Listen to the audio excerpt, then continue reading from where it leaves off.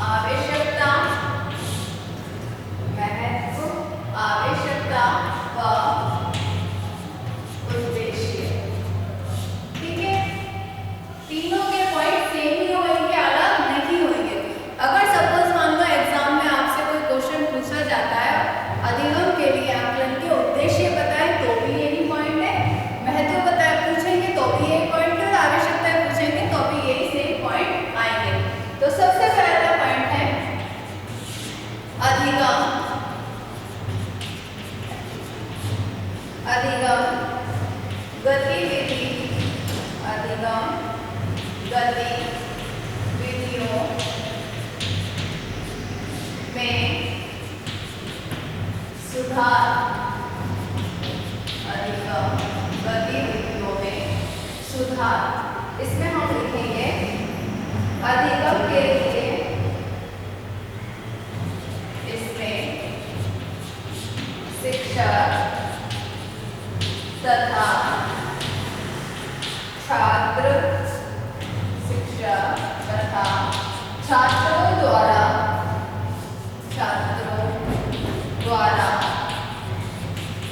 विविध प्रकार की अधिगम, विविध प्रकार की अधिगम गतिविधियों, अधिगम गतिविधियों का अपने, अधिगम गतिविधियों का अपने स्तर पर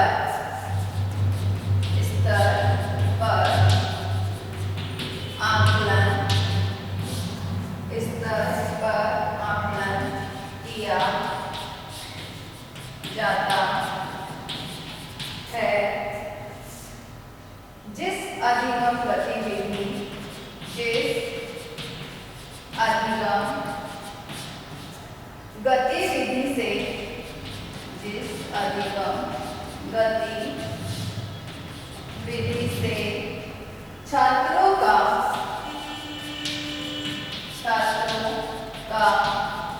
अधिगम स्तर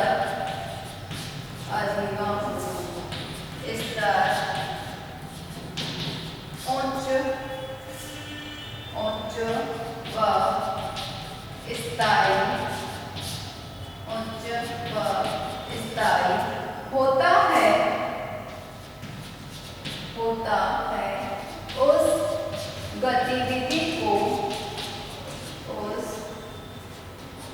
गतिविधि को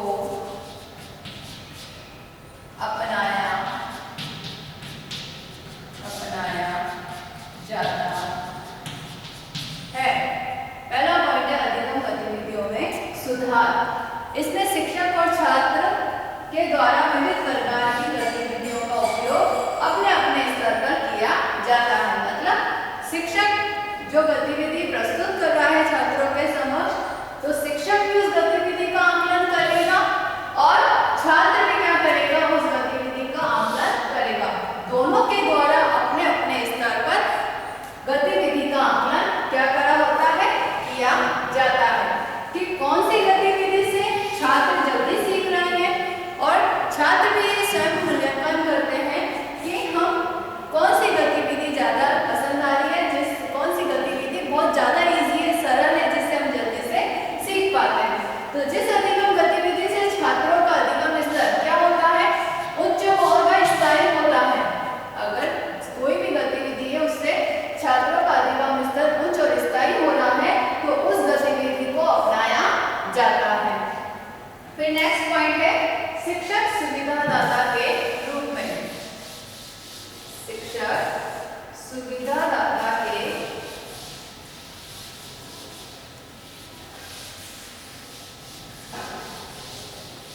नेक्स्ट पॉइंट लिखेंगे सेकंड, शिक्षक सुविधा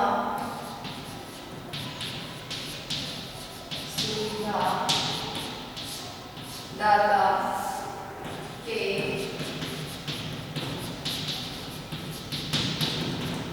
रूप में।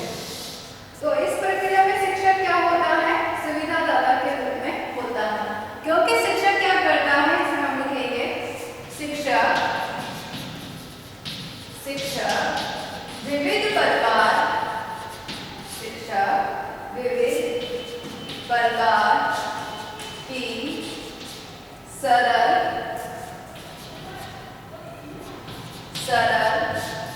व स्वाभाविक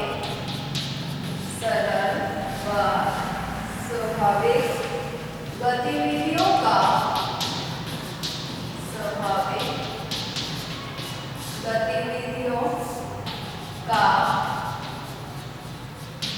सृजन छात्रों के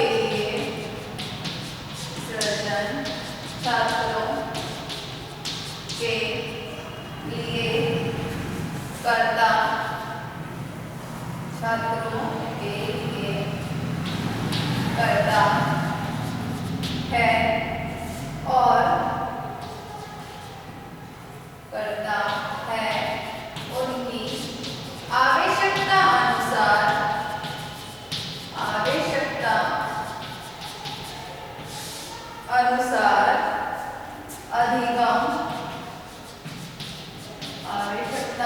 अनुसार अधिगम प्रक्रिया में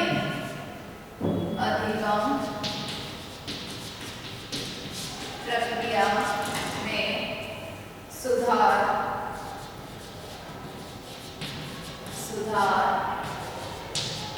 करता है।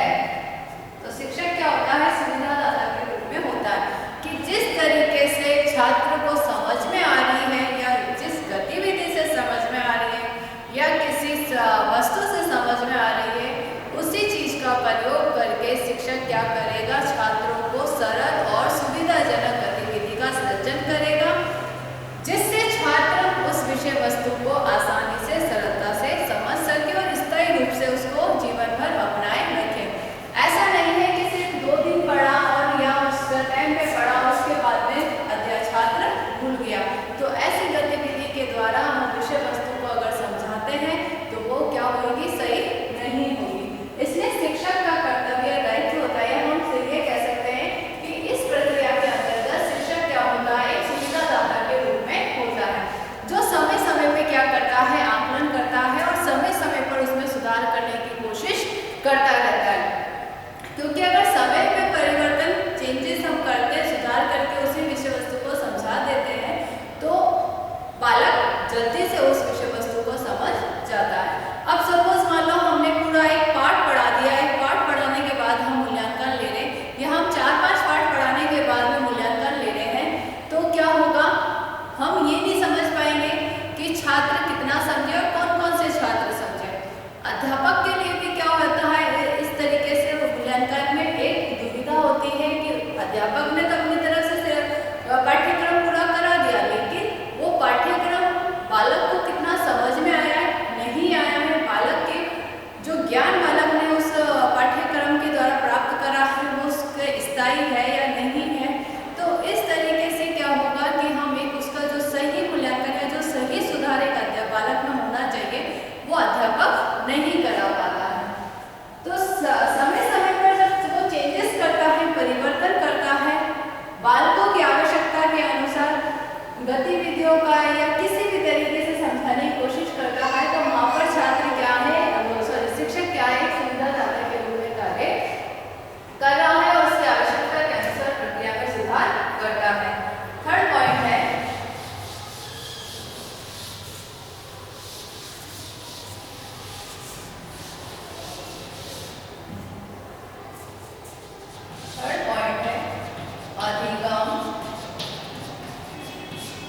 अधिगम गतिविधियों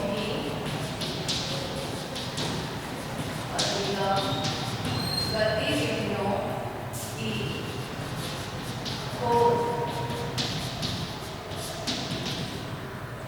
अधिगम गतिविधियों की खोज में हम लिखेंगे छात्रों को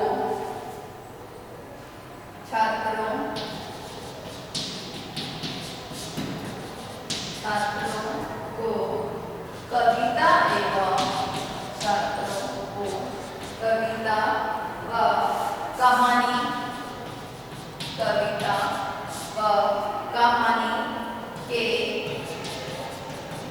स्थान पर खेल खेलने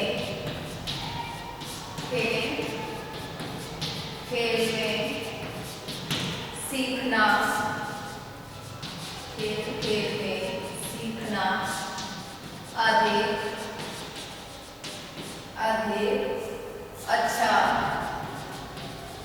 अधिक अच्छा लगता है, तो अधिक अच्छा लगता है तो शिक्षक के द्वारा, शिक्षक द्वारा उन सभी, शिक्षक द्वारा उन सभी खेलों की खोज, खेलों की खोज की जाएगी, की जाएगी, जो कि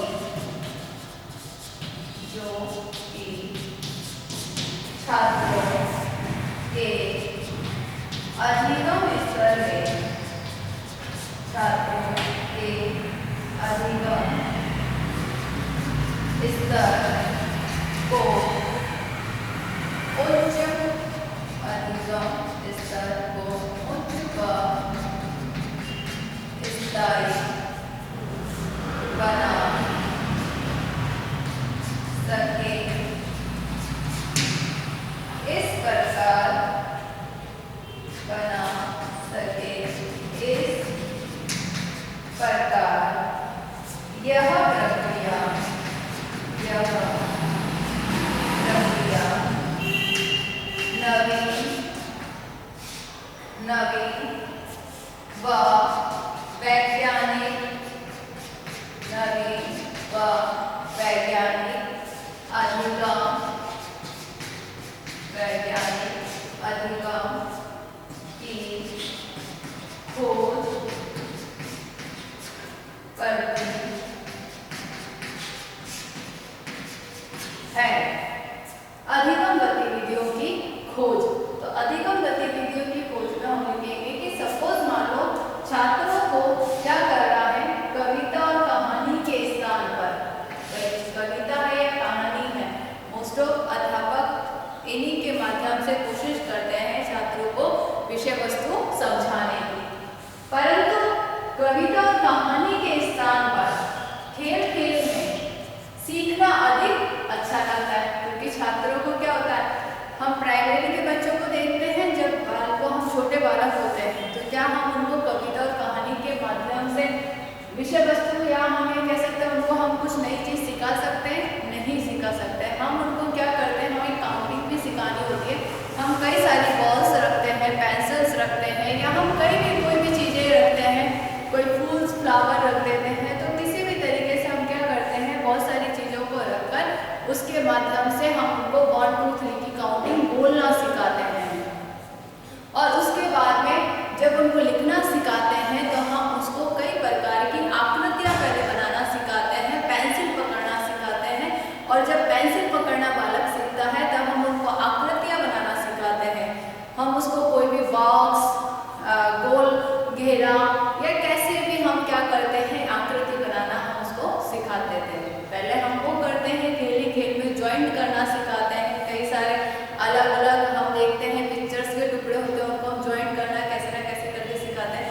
तो इस खेल खेल के माध्यम से बालक क्या करता है, सीखता है, और उसी बालक को, प्राइमरी बालक को जो हम इतने सारी खेलों के माध्यम से चीजें सिखाते हैं, और हम बालक को सीधा 1 2 3 ऐसे करके सिखाएं तो क्या बालक सीखेगा, सीखेगा तो सही, लेकिन उसमें बहुत समय लगेगा, और कुछ बालक तो वो सीख भी नहीं पाएंगे।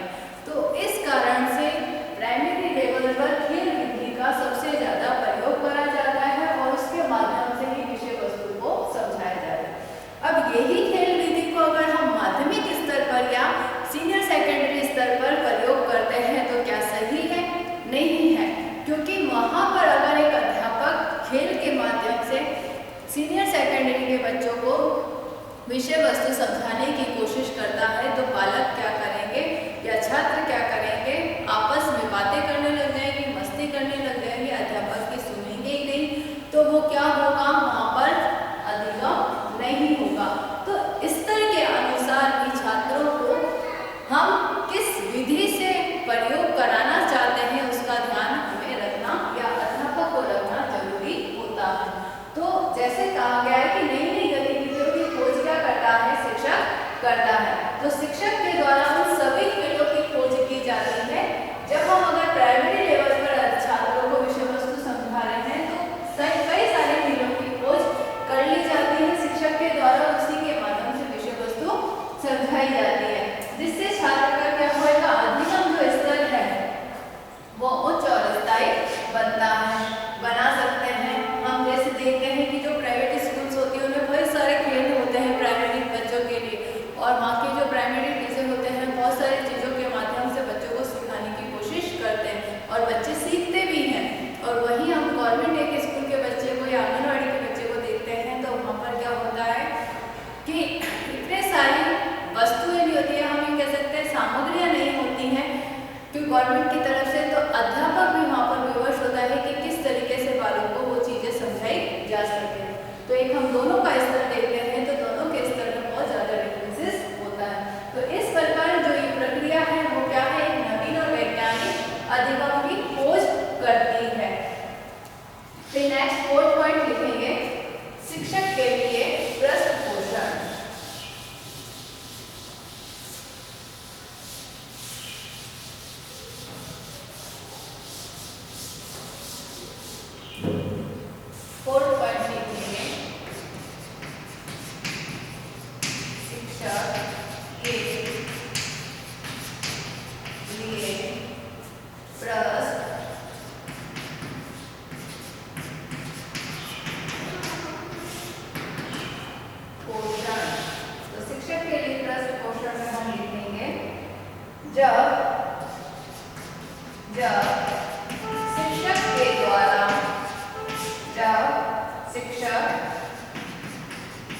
द्वारा सृजित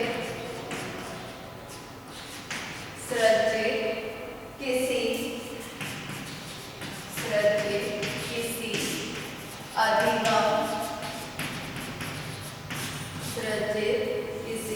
अधिगम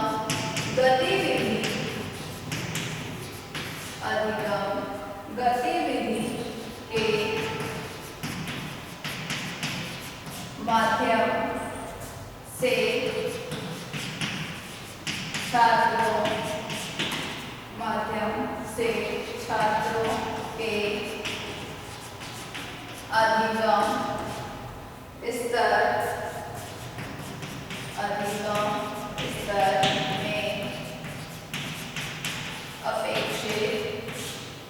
अधिगम स्तर में अपेक्षित सुधार होता है तथा विषय वस्तु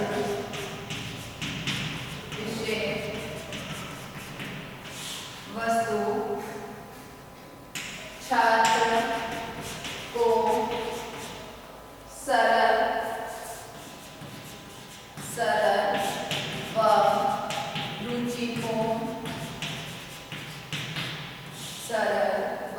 रुचिपूर्ण लगती है तो निश्चित रूप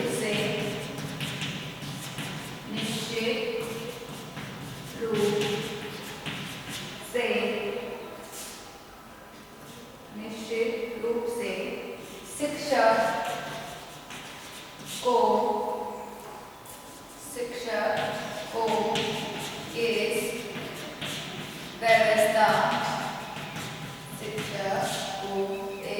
व्यवस्था का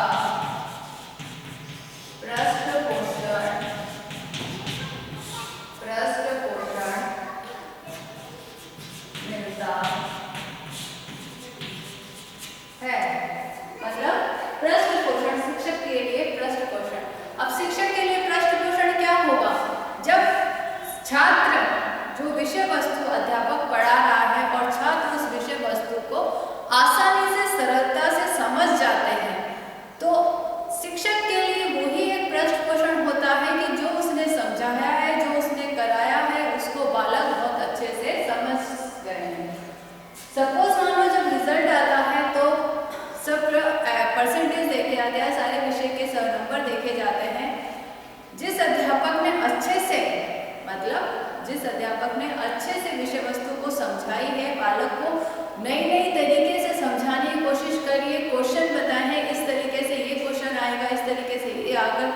तो ये करना है मैं आपको। तो जब पूरी तरीके से अध्यापक ने अपना पूरा मनोयोग से पूरे हम ये कह सकते हैं सब वो होकर अध्यापक को समझाने की छात्रों को समझाने की कोशिश करी है विषय वस्तु, तो जब नंबर आएंगे तो उस विषय में अध्यापक के सभी के बालकों के नंबर ज़्यादा आएंगे, अध्यापक का रिजल्ट ज़्यादा अच्छा रहेगा। तो ये कहा जा सकता है कि जो रिजल्ट आया है वो अध्यापक के लिए क्या है, पृष्ठपोषण है।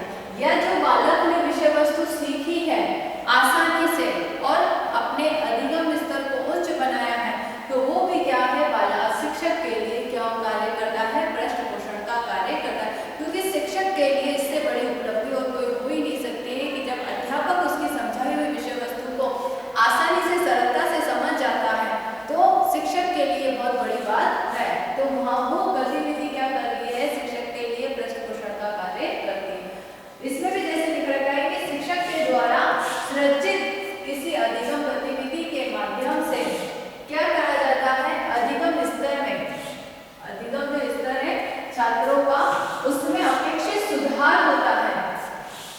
अगर सुधार हुआ तो सुधार क्या है, छात्र अध्यापक के लिए पृष्ठपोषण है, और अगर सुधार नहीं होता है तो शिक्षक के लिए वो पृष्ठपोषण का कार्य गतिविधि नहीं करेगी। तो अपेक्षित सुधार अगर छात्रों में हो जाता है तथा छात्र विषय वस्तु को सरल और रुचिपूर्ण, छात्रों के लिए जो विषय वस्तु है वो सरल और रुचिपूर्ण लगने लगती है, तो क्या होगा, निश्चित रूप से शिक्षक को इस व्यवस्था का क्या मिलता है, पृष्ठपोषण मिलता है।